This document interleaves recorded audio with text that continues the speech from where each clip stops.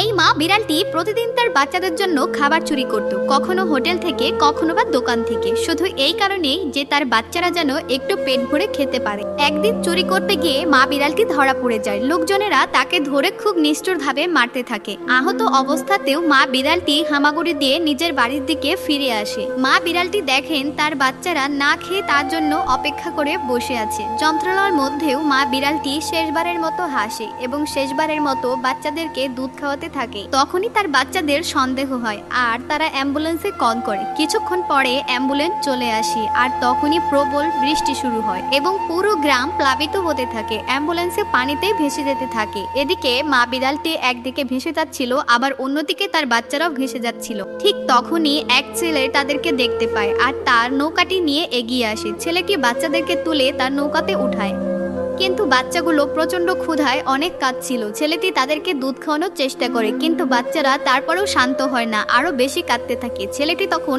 অনেক বিরক্ত হয়ে বাচ্চাদেরকে আবারও পানিতে ছুঁড়ে ফেলে দেয়। বাচ্চারা অনেক চিৎকার করছিল, কিন্তু তাদের চিৎকার শোনার জন্য এবার আর কেউ ছিল না। ধীরে ধীরে সব বাচ্চাগুলো সেখানেই তাদের শেষ নিঃশ্বাস ত্যাগ করে। কিন্তু এই অসহায় মা ও তার বাচ্চাদের জন্য এখনো কেউ চ্যানেলটিকে লাইক, সাবস্ক্রাইব করেনি।